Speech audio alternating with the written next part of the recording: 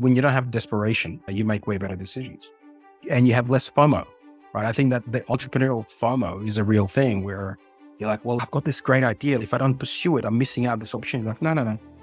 There's a million opportunities out there, right? Just focus. People used to tell me all the time, focus, Igor, focus. And I'm like, but there's no, focus. Now I am the one who tells to other people.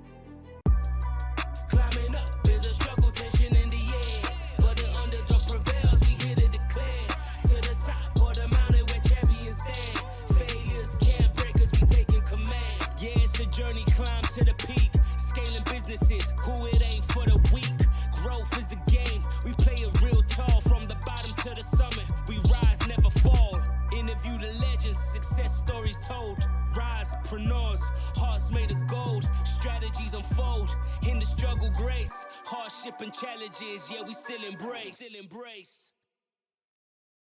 Welcome back, everyone, to another episode of the Risepreneur Podcast show, a show dedicated to all the entrepreneurs, business owners who's looking to grow, scale their businesses, and ultimately exit at the highest valuation possible.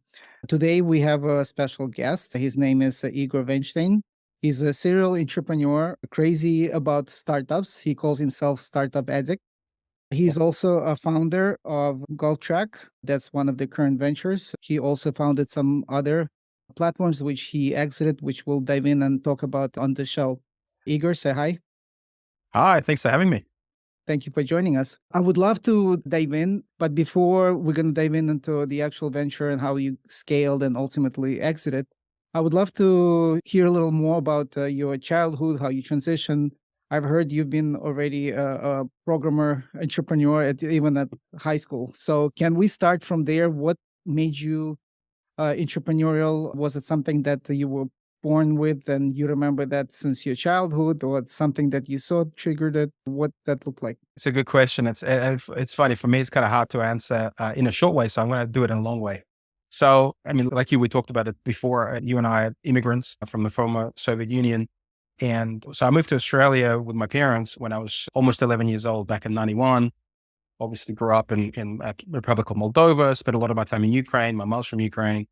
And there's a lot to be said for being an immigrant and we came to Australia in 91. I remember May 10th, 1991, with $200, 3 notes, $100 note and 2 $50 notes, and 4 suitcases. And that's all we had when we started. And I think I've spoken before, and I speak to a lot of successful entrepreneurs and unsuccessful ones too, but the drive, or entrepreneurs in the making, right? A lot of the drive comes from having nothing when you're young. And so I'm in a similar boat.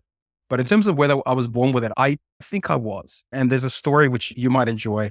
I was in a school camp in Ukraine, in Sevastopol, which is obviously in Crimea.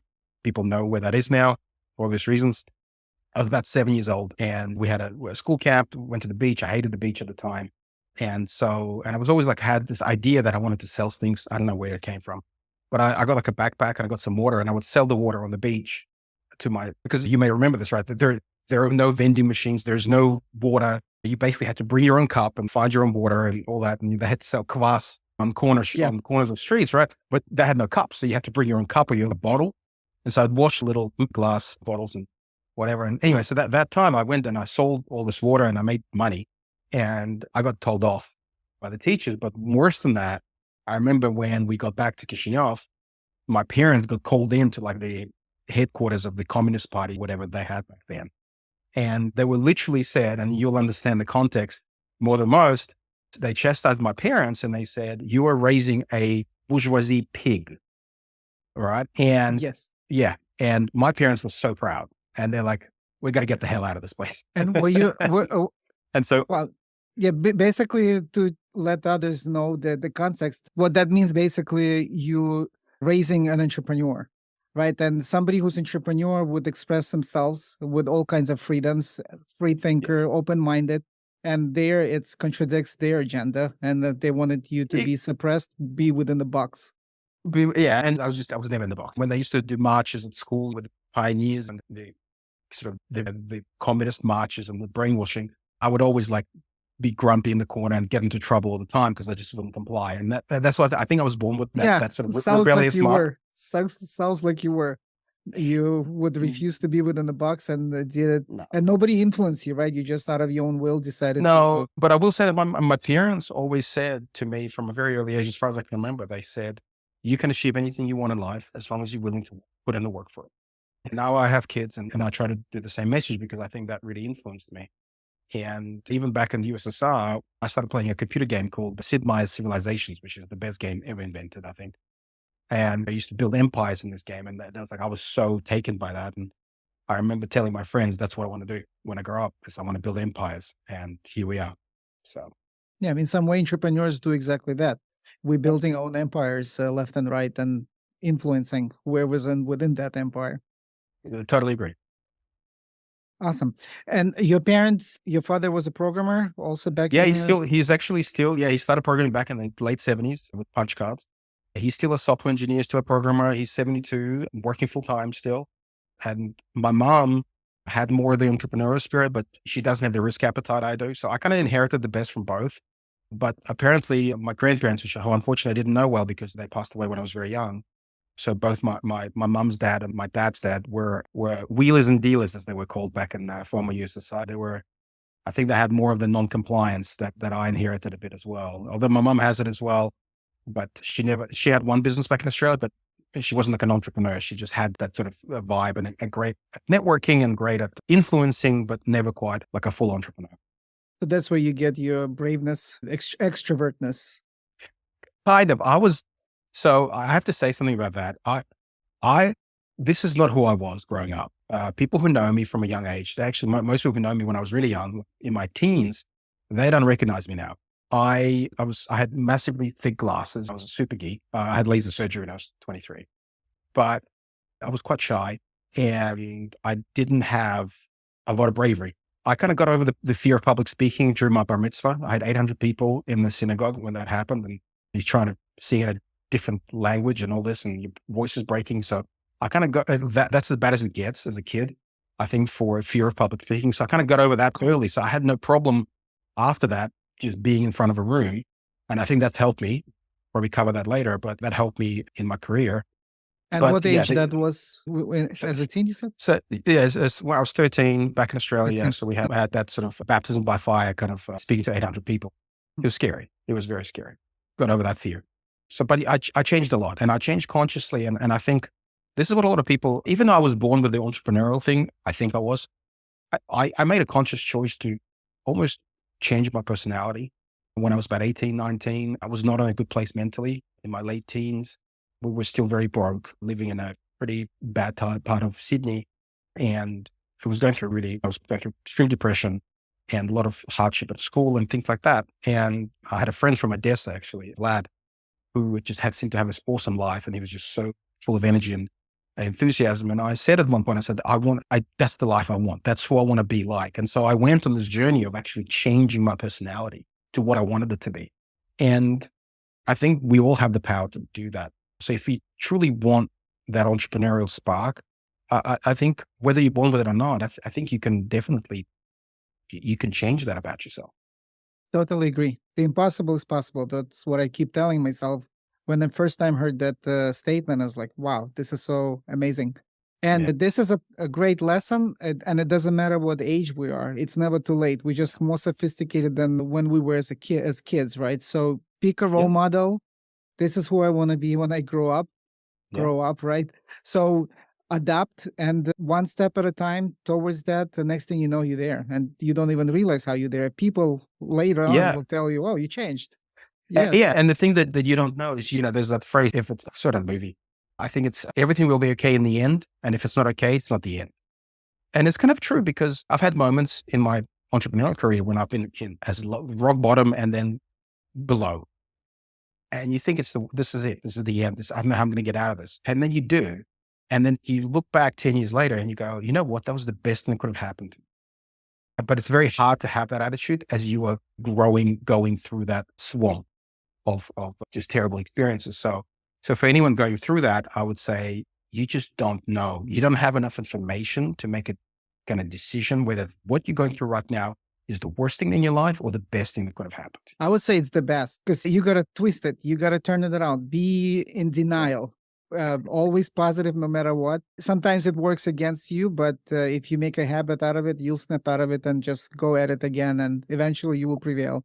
I like connecting to statements, even though some might say, like, oh, you're just too much into personal development. But at the end of the day, there's certain phrases, statements, affirmations you can just grab, personalize them to you, and just no matter what, keep on telling yourself those, and that will get you out of it, right?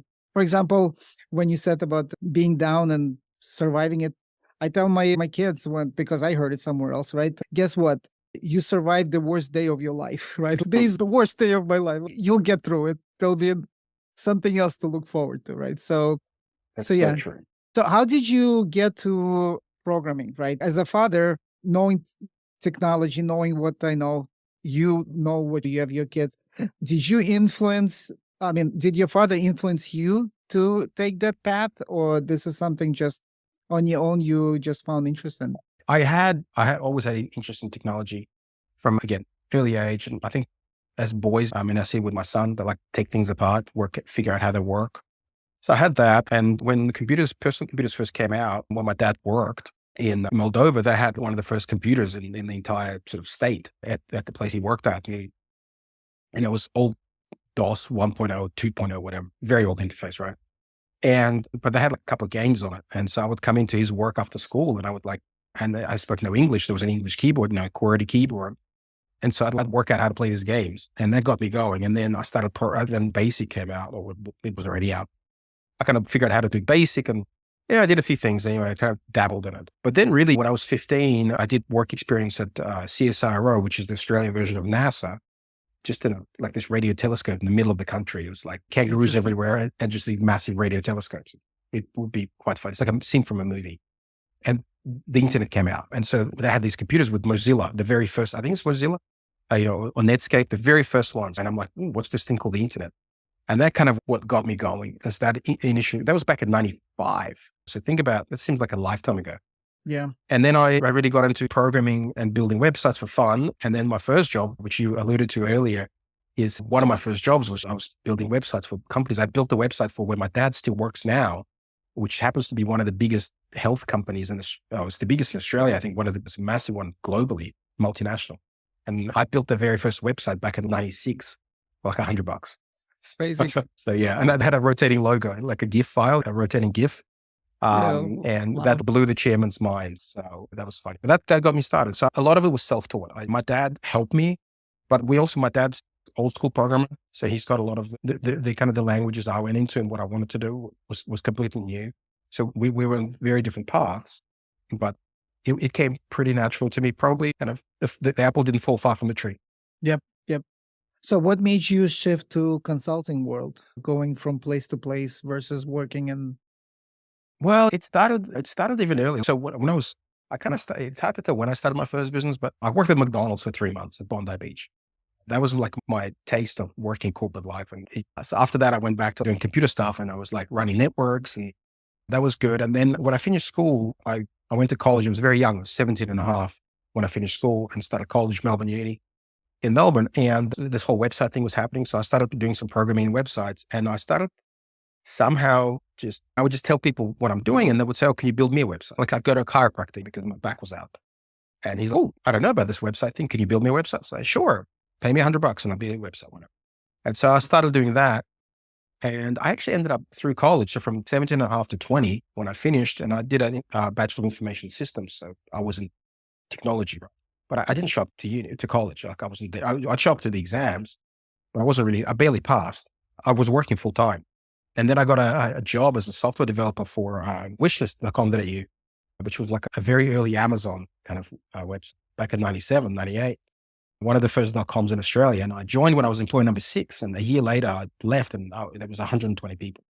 So that was my taste of like startup world. And it was amazing. We'd sleep under the desk. We'd eat pizza at 2 a.m, like in the movie. Yes, I remember those days too.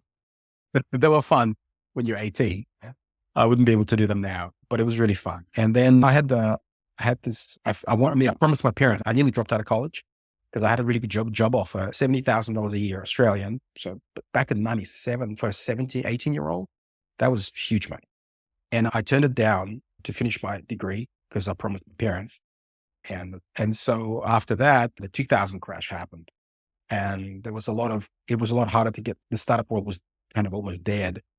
And one of our family friends said, "Hey, you should work for either Oracle or SAP because they get paid the biggest dollars as a consultant." And so I went, okay, well, I got a job at SAP. So I went and worked at SAP and did really well for a couple of years. And I worked with multiple clients. I traveled through Asia. I worked in Japan and in Indonesia, Singapore. And I was 20, 21. But also what happened at that time is one of our family friends named Igor as well, one of my dad's college friends, he's an Oracle developer. He gave me a present, which was Rich Dad Poor Dad by Robert Kiyosaki. Wow. And like many people say, no matter what they say about Robert Kiyosaki, but that book changed my life. Same here. First book, Ah. 2000, 2001 or year 2000. That's when I read 2000, it. that's when I read it. Yeah, I read it to year 2000 as well. Yeah, how crazy is this? And then I read another book called, so one of his advisors called Real Estate Riches by Dolph DeBruce. He's from New Dolph Zealand. And that book changed my life too. And I just went, so I started buying properties. And my parents helped buy the first one, lent me money for the first one. But, from 20 to 22, while I was working at SAP, I bought, I think, 14 properties. Awesome. And I would buy, renovate, revalue, take the equity out, buy the next one, etc. And that was my first, when I was a millionaire, for the first time before losing it all, which is another story. But everything set off from sort of the career in tech, technology consulting, and then real estate. And the consulting thing came from the experience at SAP because they would deploy me at different, but I was the youngest senior consultant in the world, 22, this 2002. And they're like, well, you have to stay here for another 10 years because you're too young. And I'm like, screw you. So I left and started my own consulting company, competing with the division that I used to work at. And again, 4.5 years, and I was bigger than that division and had 22 staff and a multi-million-dollar consulting company before also that blew up. We can come back to that. But yeah, sorry, I digressed a little bit there with the whole consulting. Oh, this is good. Not to interrupt, just again, as in a summary, to share how important it is to be open-minded, especially at the younger age, right? We're all raising kids, and even ourselves, maybe we're in that position in life where we don't have much going on yet. Being open-minded and being engaged in so many different areas. You've been also, as a consultant, you traveled internationally. In my case, I stayed within US, but it's a similar story where because of those engagements, different consulting gigs, in addition to that foundation that I got from Rich Dad Poor Dad, I was like, I got to be a business owner. It's just, I was on the lookout. Next thing you know, you're getting involved here, getting involved there, shares, ownership, commissions. Just did not want to be a full-time employee. Whatever it takes, just get me into that position. And then how you were re-engaging, all right, that you use that as a vehicle, and then the output you would leverage in real estate and try to grow it even further, not just let it sit in the bank. True, but that's also how I lost everything a couple of times. It's a double-edged sword. And again, looking back, what felt like the worst days, years of my life, and now I look back, I'm like, I wouldn't change a thing because it made me who I am today. I wouldn't be here right now if it wasn't for those horrible, terrible experiences and a lot of pain. It makes your skin thicker. It makes you smarter. The main thing is don't make two of the same mistakes. If you can make a mistake, learn from it, move on. But, you're going to make mistakes. You can't, perfection is the worst thing you can strive for, I think, in entrepreneurship. Yeah. I like the analogy when a parent comes to a school first time to meet the algebra teacher. And the algebra teacher says, this year, I'm going to give your child so many problems, so many challenges to solve.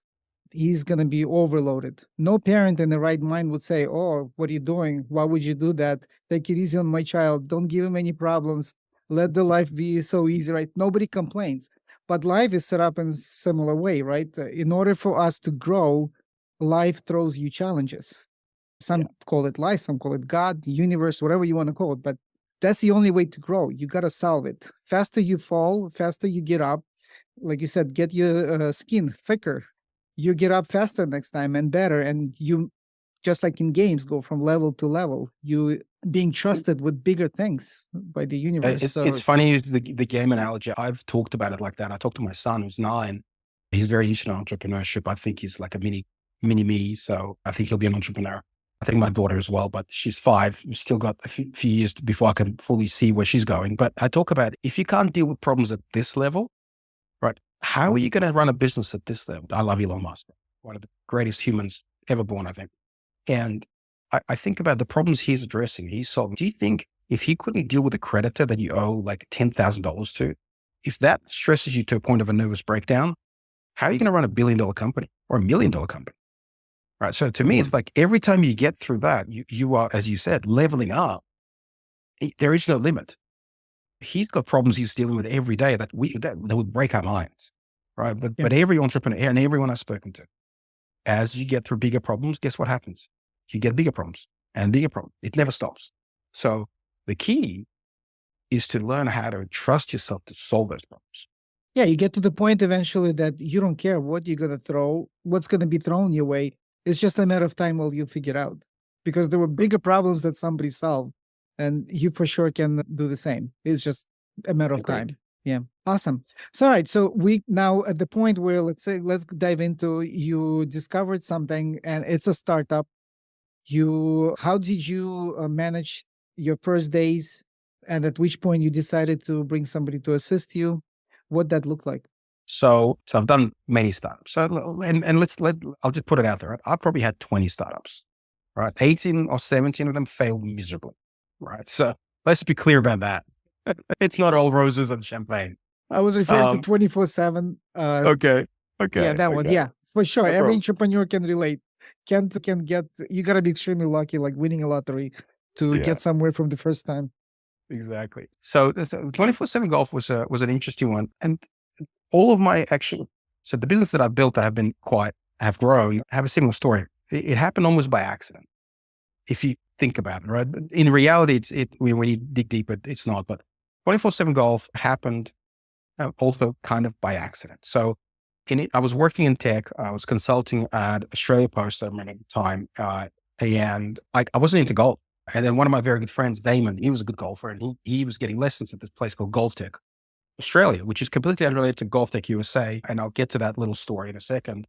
And so he said, why don't you come get some lessons? You suck at, I used to play twice a year, 3 times a year. And I sucked. Come do some lessons. So I came and it was like an indoor place, had 6 simulators and lessons. And so I started getting lessons and I got addicted and I fell in love with golf. And then it was going out of business, that business. It wasn't doing well. And so Damon and I were like, why don't we buy it? So we did with another partner, Sam. We bought it and we moved it into downtown Melbourne, into the same building where I was working on the ground floor, 6,500 square foot space. Our rent was like $300,000 a year. And then we moved it and we had all these bays and it was called GolfTrak Australia. And then one day, 2013 or so, I get a phone call from the US and this guy named Joe Assel, who's the founder of GolfTrak USA. And he says, who the hell are you? And why do you have this name? And you have a trademark that, same name as us and you have the same business. And I'm like, who the hell are you? I'm like, I don't know who you are. Long story short, we became friends and we stayed in contact for 10 years. I sold 24/7 Golf to GolfTrak USA. Right. I'll get to that, but just to show you how you never know how things are going to work out. Right. So I had this company, 24/7 Golf. GolfTrak first. And then I wanted to kind of get out of it from the 2 partners I had. So we split. I sold my share to them. And then I started this company, 24/7 Golf. And initially it was an indoor golf center that was unmanned. So it was like those 24-hour gyms, which is why the name 24/7 Golf. So it was like those 24-hour gyms where there was no staff. You could just sign up online, go in, hit golf balls in a simulator and leave. And I opened my first one near my house and it did well. Then I opened a second one and the second one sucked. Like a terrible location. It was up 2 flights of stairs in downtown Melbourne and went out of business. And I lost a lot of money. This is like many losses, my parents like bailed me out, owed them over $500,000, lost another 100,000 in this startup. And I had to try to recover some money. So all the simulators I had, I went and listed it on Facebook Marketplace and to sell, Craigslist equivalent. I can't remember where it was, but I had 4 of them to sell. And so they sold pretty quickly. Now, this is interesting. So I went and called the company with the simulators in the US and bought another 5 and sold it again. And I'm like, this is a business. And so I actually, eventually ended up closing down my other venue, my first venue, and I pivoted completely to e-commerce. Wait, so much happened. There's a lot of things I want to ask. It's important to see certain things. When you decided to go in into partnership to purchase a business that was in distress, was planning to close. What did you rely on? How you were planning to buy it and recover from the That's being distressed? that's a great question, and you're right. That a lot happened. So I was, to give you context, at the time when I decided to buy this business, I was broke as anything, right? And I had a consulting job. I can talk about it now. Back then, I was a very successful consultant on my resume, right? But the reality was I was broke as anything. And I was like digging out of a massive hole, hundreds and hundreds of thousands of dollars in debt. And I was basically working on a daily rate, a contractor to pay off this debt. But my friend had exited. He was a professional poker player for a time. He had a successful company. He had some, so he said he will lend money to the business and it was maybe like $80,000 or something. And then he was going to put in $200,000. We ended up buying the business for next to nothing because we were going out of business. But the cost was to move it to this new location. And because I picked the location, I'm like, I have a feeling it's going to do really well in this location. And so the model was good. You believe that the location did not I thought the location, the ads? Yeah, I thought the location sucked where they were. And then we were going to be right in the middle of town, lots of big towers. And I thought it would do well. And it did do well, not well enough to be truly super successful, but well enough, right? And we were in that location paying $300,000 rent for 5 years. But if it wasn't for Damon, we wouldn't have had the money to move it. So he was the lender because he couldn't no bank would touch it. So he was the bank. He was funding it. So how many people were in the company? What were you doing in the turnover before you exited?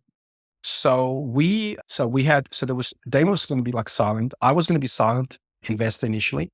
I just do some computer systems. And then Sam, who was a teacher at the old venue, who came in as a partner, he was going to run it. And then we also had hired 2 or 3 other coaches and one person to run like the cafe at the front. We built a little cafe and a bar.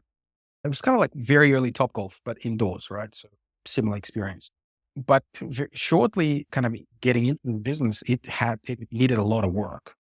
And I ended up actually quitting my contracting job, which was really good money. I can remember like $900 a day kind of rate, right? Back a long time ago. And I quit that to work full time in the business. And that's a whole other story, but it was a very bad decision on my behalf.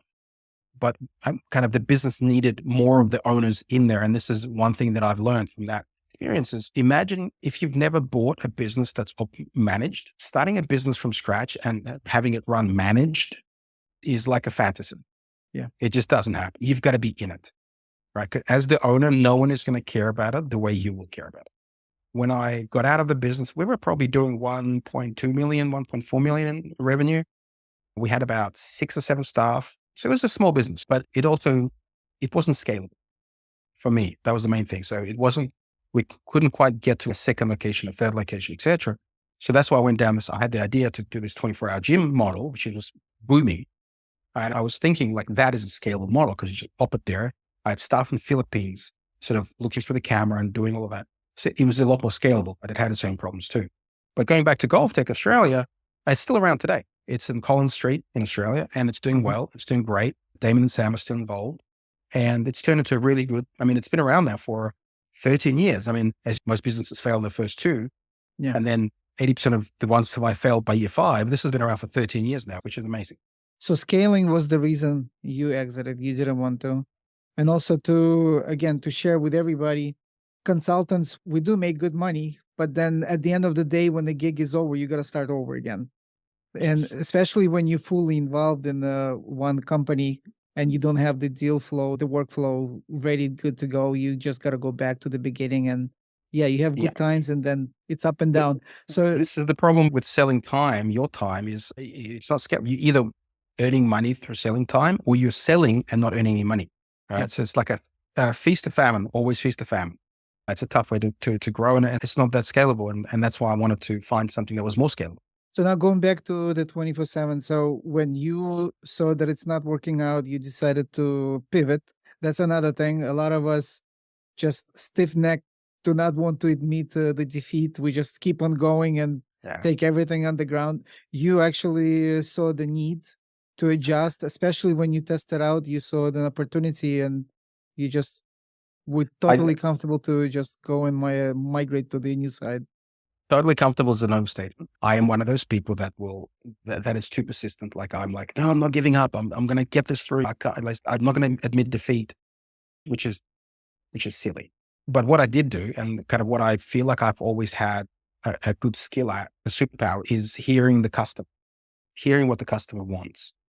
So I had this thing, right, where I would sell membership to my venue for $15 a week, right? Nothing.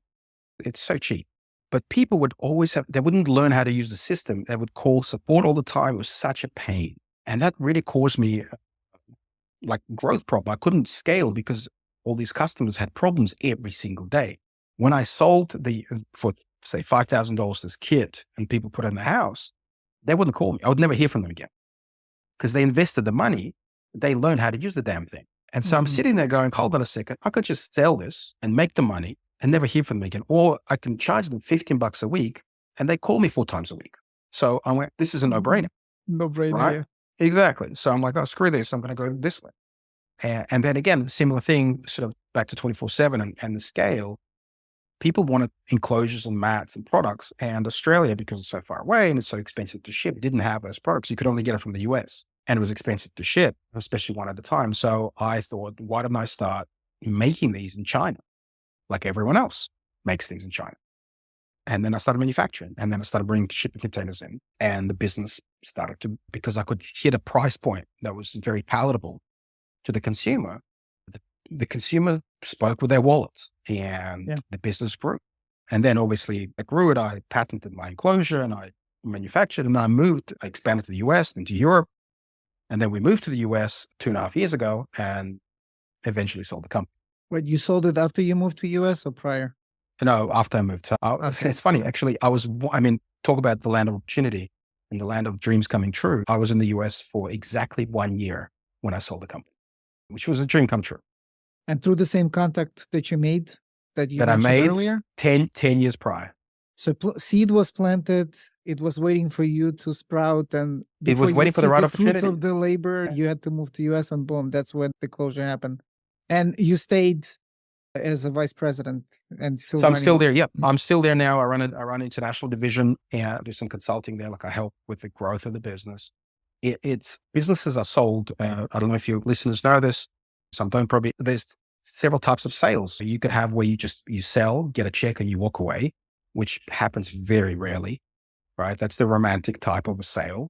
And there's the ones where there's a combination of cash or equity and earn out. And so I'm on that way. So when we were negotiating the deal, the very first time they kind of gave me an offer, they lowballed me. And I said, I said, yeah, go away. And then that's when the real conversation starts. So I wish I remember who said this.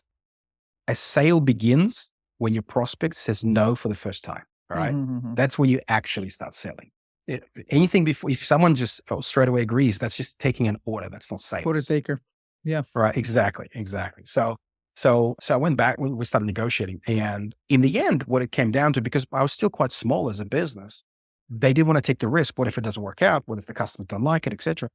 And so we came to a conclusion where we needed to share the risk of future growth. And so we did a small cash component and we did an earn-out component, which is where we would share the risk of the growth of this business that they were buying from me. And they would take with their amazing brand and contacts and funding and would take it to the market. And that's what's happened. We're in Walmart and we're in Shields and Second Swing and PGA Superstore and Amazon, and we're everywhere. Ads on TV, everything like that.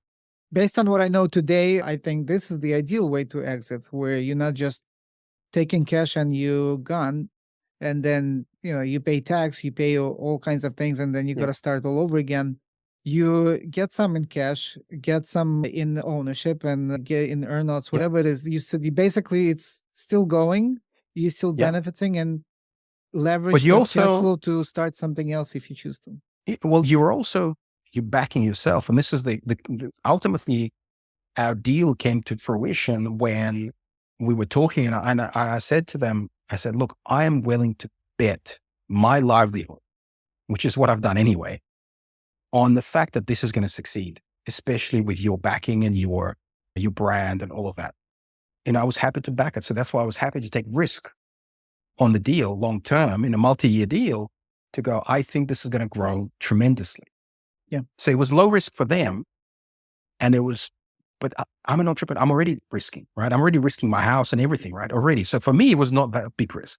And what I did is I de-risked it for them. And that's how we were able to get a good deal done.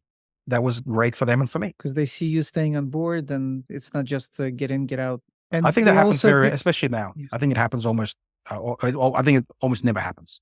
So let's go back a little bit. Before you moved to US, your day-to-day stuff, what did that look like? How far did you bring it? It looks like you've been doing production manufacturing. Yes. Then you had to bring it all to Australia, then probably warehousing. Then you had to have a system. Tell us about your setup. What did that look Sure. like? So you actually asked me earlier, and I forgot to kind of answer it. So I'll come back to that. When did I hire my first person, and how did I build a team? Right. So one thing I learned in a very hard way, very painful way, is cash flow is king. So by the time, because I've been so broke and had so many big failures in business, and I said I'm not going to quit my career day job, which is what I'm good at, the consulting, the IT stuff, until my business is making so much that I can basically easily replace that income. And it's especially hard if you're in the IT world, as you were, right? Yeah. If you're a CTO, you're in really good money, and you have a lot to lose like your business has to really be very successful to replace the income. Listen, if you're earning $10 an hour waitressing tables, it's you have less to lose. You can take a bigger risk. You can take a bigger punt. When you have a successful career at a C level, it's very hard. So I was running it in my spare time, in the evenings, etc. And I found someone who was in the space that I was friends with them through golf, and I offered them a part-time job. I said, look, I need some help, right? I paid them like, I don't know, 20, $25 an hour plus like a little commission on top just for helping me sell. And they had experience in warehousing and containers and all that. And in the end, they helped me build the business while I was still working full time. Right. So they kind of ran it for me. So it was that managed business model, but I was still quite involved. And because I had to do a lot of the sales as the business owner, your number one role is to sell. Sell. Yeah. You have to be good at sales. And if you're not good at sales, get good at sales. Right. But also one thing I'll say about that is if you sell something you love, that being good comes very natural. If you're selling a product that you don't truly believe in, no matter how good, I mean, you can be Wolf of Wall Street and you'll still sabotage it. Enthusiasm, attitude is impacted. If you don't believe it, it comes across. It the does. The passion, the painting the picture, influencing, that all that goes away. Correct. That high energy is infectious and people want to be around that. And so I had no problems that I was closing so many deals because I love golf simulators. I still love golf simulators. I'm so lucky. I feel like I'm so lucky to be able to work in that space because it's just so much fun. So you brought that someone part-time who already had experience and they were able to cover you from that angle. Mm-hmm. So they were still on board when you exited? No. Did they stay? No, they stayed for a few years. We had a different set of problems that came with growth and they wasn't the right fit for them anymore. So they moved on. I hired someone else actually here in the US who's been amazing, Rachel. She's my superstar. And so she was during the exit, and she's now a vice president of operations and doing an amazing job and kicking some serious goals. So, I'm good at the high level stuff. I'm good at vision. I'm good at sales. I am not good at operations and details and checklists and stuff like that. I suck at it. So I needed in the system I love, which is called the EOS, Entrepreneurial Operating System. There's a concept of a visionary and an integrator. I'm a textbook visionary. I need an integrator. Otherwise, I'm the other way around. I'm an integrator who is like a hybrid into the visionary, but I'm not the true visionary. Yeah. There you go. So, but it's good to be self-aware, right? It's good to know who you are so that you know how to position yourself. And how to hire the right people. And so I hired that person, and then I was doing sales, and then I hired another salesperson, and then I hired someone to run the warehouse, like do picking and packing and managing it. So it was at that point, it was skills that I didn't have that I need to bring into the business. And so I went and hired them because the business was growing. There was cash flow in the business to go and hire more people. And I deferred paying myself for many years, thanks to my day job and career. So I could, instead of paying myself, I had the money to reinvest back in the business. So that's seeing the whole concept of side hustle is actually a really good concept because it allows you to grow your business quicker. If you have cash flow from somewhere else it means that the cash flow you would have been paying yourself from your business can go be reinvested for growth. I made that mistake many times where I stopped the cash flow and went all in. And of course, at the end, I paid dear price because most of the ventures didn't work out, of course, right? So, and Like I you have said, to, 17 times. and you're not going to zero, you're going below zero because you need to still keep up with all the commitments, right? I have Yeah. 7 kids, not blaming kids, God forbid. But the idea is they're all in private schools. There's other things going on. You have teammates that you have to pay salary. So you take a dive and to regroup from that with no cash flow, it's very Yeah. painful for sure. So the first time I lost everything, and it took me maybe say 3 years to come back up. Second time, or maybe 2 years, but second time was like 3 or 4 years. The last time took me 15 years. Yeah, That's because painful. as you said, you ain't started from zero. I was minus $1 million, and I never went bankrupt, and I've never defaulted on debt. I've always paid, like the Lannisters. I always pay my debts for those Game of Thrones fans out there. So you're right. You are so right. That's such a good way to put it. Is you don't go to zero. You go way below zero. But also, if you do end up being that person that always pays their debts, people trust you. If they know the kind of caliber of your character. I think that's Yeah. also, Yeah, business is not easy, right? We know that. And anybody who says that I'll give you the tools, I'll give you the blueprint, even with franchising, it's never easy. But not to discourage everybody, right? Yes, you go below zero. But again, when you look back one day, you'll say it was well worth it because then also your growth also compounds. The tools, like you, by the time you reinvent yourself to get out of that hole, you're so much more stronger than everybody else. People will be just telling you, like, how did you get out of this one? Like, how did you come up with this? How, like, your intuition is already like in such a place that you already see it way before everybody else sees it. But how did you get that intuition? By being below zero for some time. that's true. My wife and I, when we first got married, the first years of our marriage, many years of our marriage, we were in very tough times and had to rely on my parents for help and all of that. And I would say to her is that one day, if you have a job, you have a linear way, right? You have a predictable income, predictable expenses, but you also have very incremental way of saving, right? So you can't, someone said it, you can't save your way to fortune, right? And I would say to her, I promised her, I said, look, one day you'll see this exponential curve and you just fly past the people that you'd be looking up to go, wow, I'd love to be there one day. And then one day you just like flown past them. Yeah. Not that I believe in comparing, but just for context. Yeah. And that's what I think entrepreneurship gives you is when you do one day get to that point, your potential is limitless. It's only limited by either your industry or your, I guess, the type of business you have, all of it, but it's still unlimited compared to having just a job. In spirituality, we have a story, a Talmudic story about the long way and short way.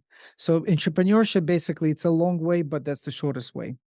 If you take the short way, it's going to end up being very long way. And ultimately, you'll find out that you have to come back all the way back and take the long way.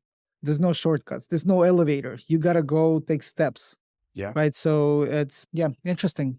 Awesome. Can I take you to a place? You said you were hiring here, hiring there. You got, let's say, over 5 people, and you're not really an integrator, more visionary. Who was managing the team at that time? Can we talk about the vibe, the culture? Did you have any like training, formal training, or like how do you people come and go, right? It's a known thing. So how did you manage all that? So this person I talked about that was really good at building that initial phase, he was really bad at managing people. But as the business was growing, I had kind of no choice. I hired people to work under him and he was the manager. And that created a very toxic culture because it just wasn't his strong point. He was very good at the operation side, right? But the people side was not his strong point. I'm the opposite. I'm really good with people. I feel like I have naturally kind of somehow those skills to inspire people and also get the best out of them. And one of the ways I do that is by getting out of their way, right? My style is basically, I have this conversation with people, right? When I hire them, I'm like, look, guys, I got to be honest with you. I really like golf. I really want to play a lot of golf.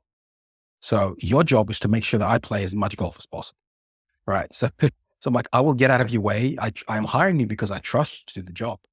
And you only bring me in when you really need. So I'm not a micromanager, right? I give people the freedom to do what they need to do. And most people respond really, with the right people, respond really well. And even with that person that I had was that kind of situation where I trusted them to do the job. And then at a certain point, once you have sort of 5, 6 people in the business, if you have that culture where it's not what you want it to be, you got to change that. And I like my style. It's my wife says I'm too nice, but I'm like, yeah, but that's who I am. And that's the kind of culture I want. I guess I had some pretty bad bosses, like I'm sure you have had and your listeners have had. There are movies about it, right? I think called Bad Boss. So I always said, I want to treat people not how I was treated in those situations. I want to be the opposite of that. And by doing that, I feel like we've built, and I have 15 or so people in my app startup. And I love the culture we have. The people, we work well together. They work with each other well. There's this whole concept of trusting each other. And it's not easy to build, but you have to give people the opportunity to. If you micromanage them, and integrators sometimes fall into that mode of, let me just do it, right? It's easier for me to do it than to tell you how to do it. Yeah. And I think that's a bad move. I think you need to get into the habit of letting people figure it. With kids, right? Kids have to make their own mistakes, right? It's hard to watch sometimes. You're like, if I just do it for you, but no, you got to let them do it. With great people, you have to do the same. You have to let them do it.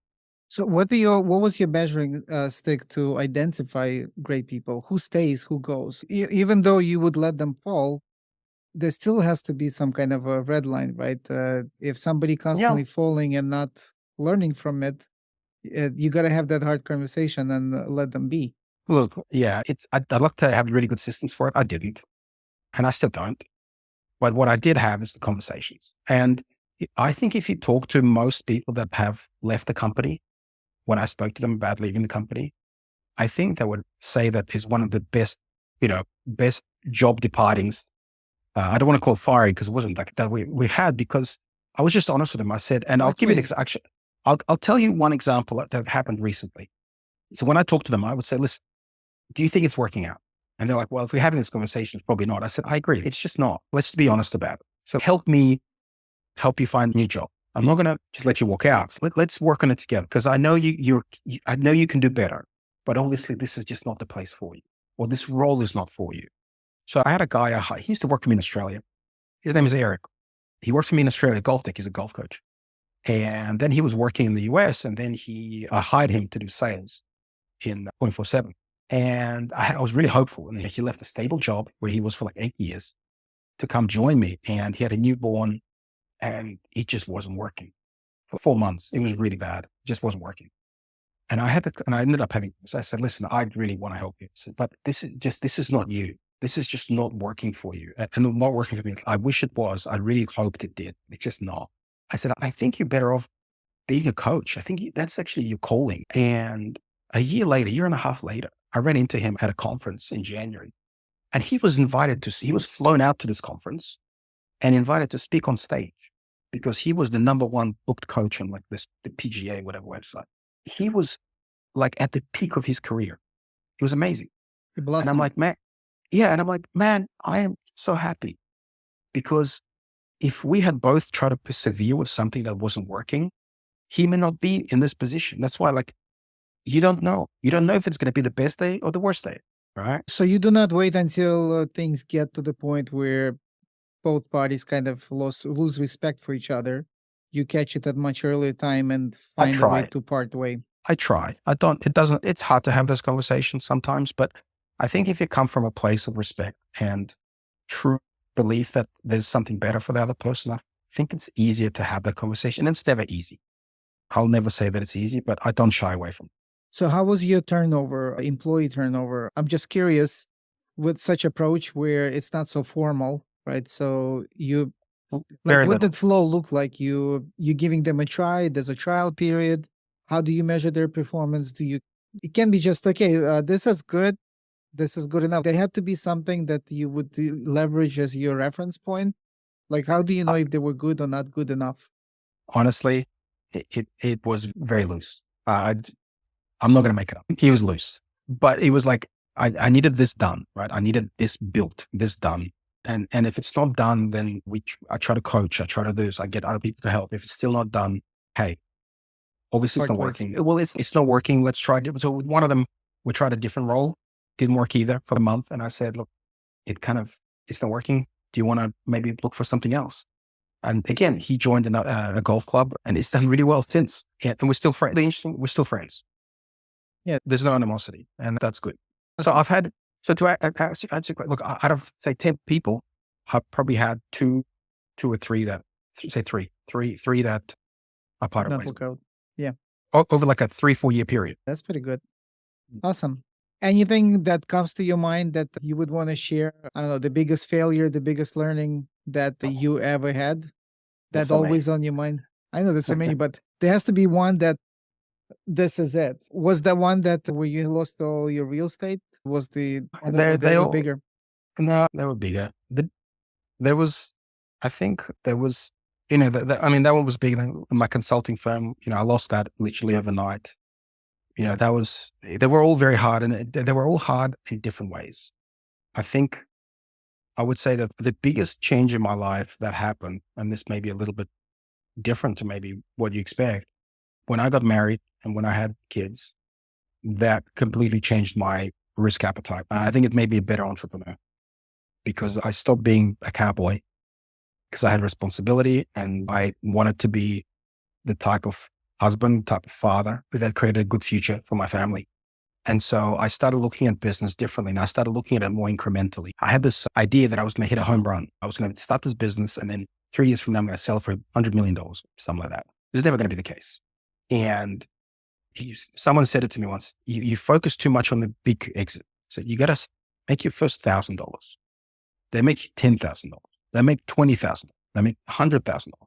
And so by what I went through that when I got married, had kids, and I had no money, and I had to borrow money to live, buy groceries, right? I'm like, I can't be thinking of $1 million. I need to make the next $1,000.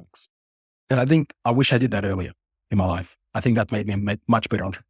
So that's probably one of the biggest lessons. So marriage, kids kind of does it to you a little bit. It makes you a better entrepreneur. I don't know if other people experience that. I don't know if you experience that, but for me, that was big. Yeah, I can relate to that. Being reckless, too confident, especially somebody who's extremely positive, right? You assume, you wish you're on that high. I'm going to retire. Like it's right there. Then a few years later, where am I? What happened? Everything just fell apart overnight, right?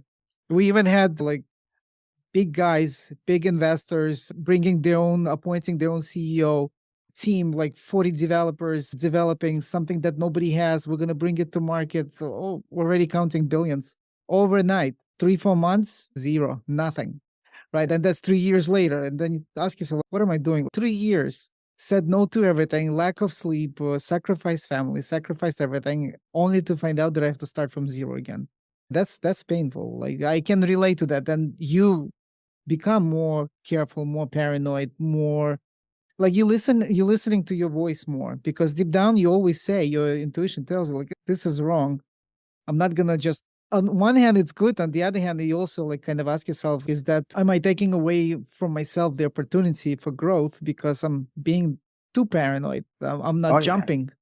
So there's always a thin line, like where do you take a risk, where not? But when you have cash flow, it's much easier to make that decision for sure. When you have good cash flow going, you make better decisions. Yes. It's funny that, right? So when you don't have desperation, you make way better decisions and you have less FOMO, right? I think that the entrepreneurial FOMO is a real thing where you're like, well, I've got this great idea. If I don't pursue it, I'm missing out this opportunity. There's a million opportunities out there, right? Just focus. People used to tell me all the time, focus, Igor, focus.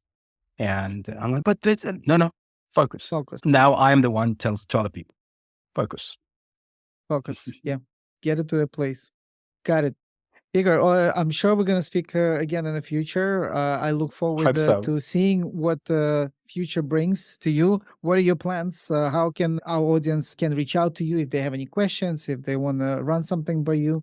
Sure. What would be, where are you heading and how people can get to you? Thank you. And I hope we get to chat again as well. Time has flown by. And look, I'm very active on LinkedIn. So find me on LinkedIn, reach out, always good. I'm kind of doing a lot of things. I've got obviously GolfTrak.app, which is a startup I've been going for 7 years, funded it myself, raising money for it now. It's amazing startup in the golf space as well. I've written 2 books, finally publishing one that I wrote 15 years ago. I wrote another one, actually talking about the thing we talked about a little bit, about manifestation, like how to actually create things in your life, right? And using like agile principles, like being an IT guy, you probably know some Yeah. of those, but I've actually found that not many people take this stuff that works so well in the corporate world and put it into their life. And we talked a little bit about how to chunk it down into small components, and that process of execution is what actually gets you to the end task, not the sort of the one-off home run, which is an outlier. And I'm soon publishing a board game, Monopoly, that I wrote again 15 years ago, but revamped completely. And obviously, yeah, just continuing to build the business with GolfTrak and SkyTrack, which is really awesome. So just doing a lot of things and spending time with my family. I mean, to me, that's number one. Nothing beats that. So Perfect. So LinkedIn is what we will place under this video, and have audience reach out to you through LinkedIn. that'd be great. I appreciate it.